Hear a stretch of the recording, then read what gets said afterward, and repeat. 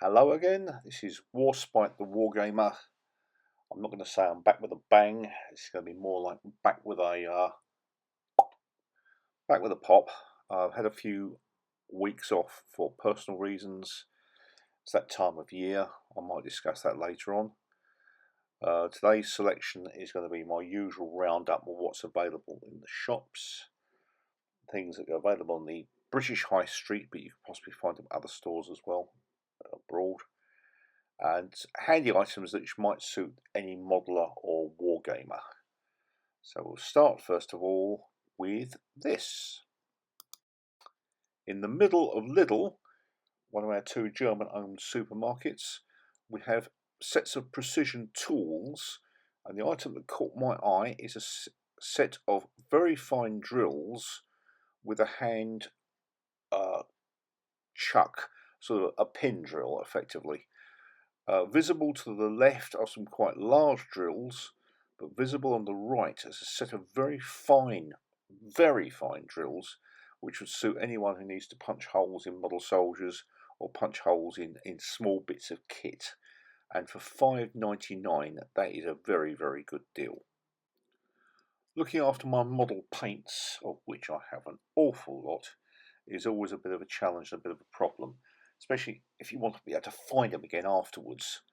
So wandering into my local branch of B&M, which stands for Bargains and More, I found this 3-tier multi-purpose vanity caddy. Basically it's for ladies to put on their dressing tables. It's intended to stack up nail varnishes, lipsticks, all the stuff that the women daub all over their faces. But on this occasion, ideal for virtually every paint pot I've got. It'll take the Revel cubes, it'll take the Tamiya, it'll take Citadel, any of the Humbrol, the lot. So if you want a cheap, and I do mean cheap, these are £3 each. I picked up 3, and that will probably cover most of the paints I use regularly. I always have a few spares. £3 each, Bargains and More, B&M. I am very fond of popping into The Works, another high street stationers and toy store, and I recently spotted, again for £3, a set of 3 craft trays, 3 different colours. Ideally if you've got lots of small bits, if you're assembling your Perry figures and you've got bodies and arms and heads flying around and you don't want them flying off onto the carpet, 3 craft trays, £3 the lot, that's £1 each. I can do my maths. And you will find those in the toys section of The Works, high street stationers. I'm going to give a big mention to a book which I first read as a child. I don't think I even made it 13.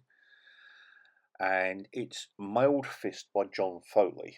Now the reason why I read it is that my late father brought home a battered copy of it one day and promptly explained that one of the scenes in it he'd witnessed while he was at Hill 112 in Normandy.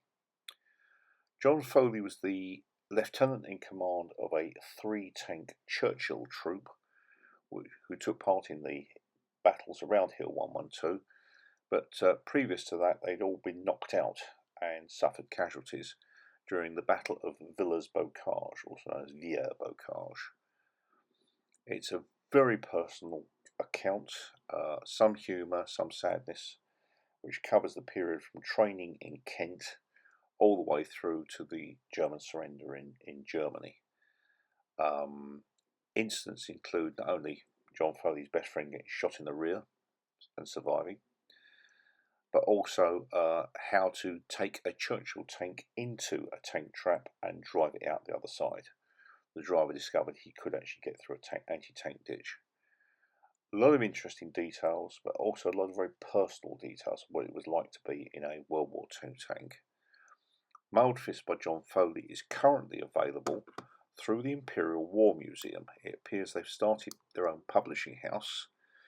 I saw several books there, which I recognised. You'll see next to it Warriors for the Working Day by Peter L. Stobb.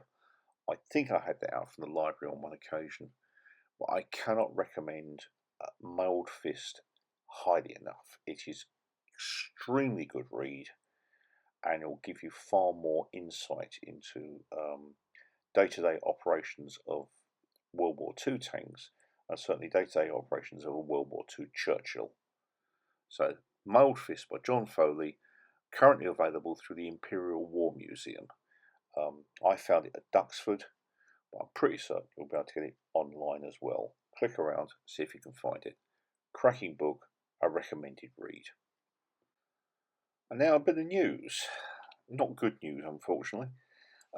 It appears that the Hereward Wargames Show for 2024 has unfortunately cancelled. For those not aware, it's presented by Peterborough Wargames Club at the Breton Centre in Peterborough. I've attended several of them, always a good gig, but as of, I think it was the end of June, they've announced that they've had to cancel, and it's not going to run this year. They'll be back in 2025. Not their fault. The Cresset building in the Breton Centre, unfortunately, is undergoing serious repair work, and the construction of the roof has overrun by a considerable margin. So if they're going to try and hold a show this year, it's going to have no roof on it. So sadly, no Hereward Wargame Show. I will, however, put a link at the end to last year's show so you can see what you're likely to be missing. It's the best I can do for them. So that's cancellation of the Hereward Wargame Show, normally presented by Peterborough Wargames Club. Now a little bit of personal news from myself. Prior to taking nearly 2 months off, we did actually break the 500 subscribers level, which I'm very pleased about, and thank you all of you who have subscribed. We've also had in excess of 70,000 views, and this is actually the 51st film I've put up. So we got to 50 and got to the 500 virtually at the same time. I will continue to cover a variety of subjects, a bit of local history to myself in Norfolk, wargame shows as and when I can get to. Obviously, Hereward won't be one of them this year, and also product reviews, things I spotted in the high street, etc. So, thanks to all of you who have supported me so far, and I would like that support to continue. Thank you very much. On an even more personal level, the reason why I dropped off for a couple of months is I needed to take time with my thoughts. 10 years ago this year, my only son, James, age 31, unfortunately died. Circumstances of his death were not good. He was found dead after 2.5 weeks on a very hot July. And it has left a huge hole in our family, a huge hole in my life. He did play wargaming. I've still got some of his stuff here.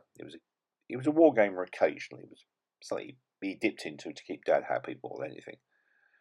And the best story I can possibly tell is that a friend of mine and I were at the Ilford Wargames Club, looking down from above onto a wargames table.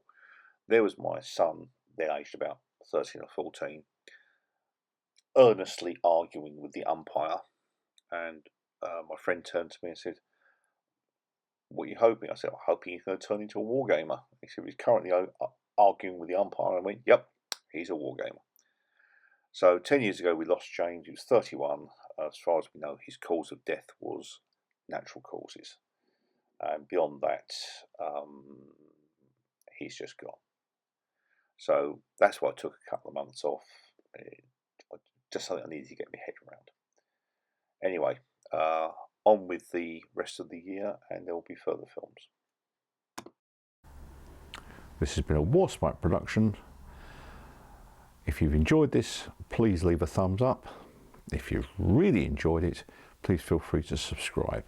I look forward to seeing you next time. This is Warspite out, and have a very good day.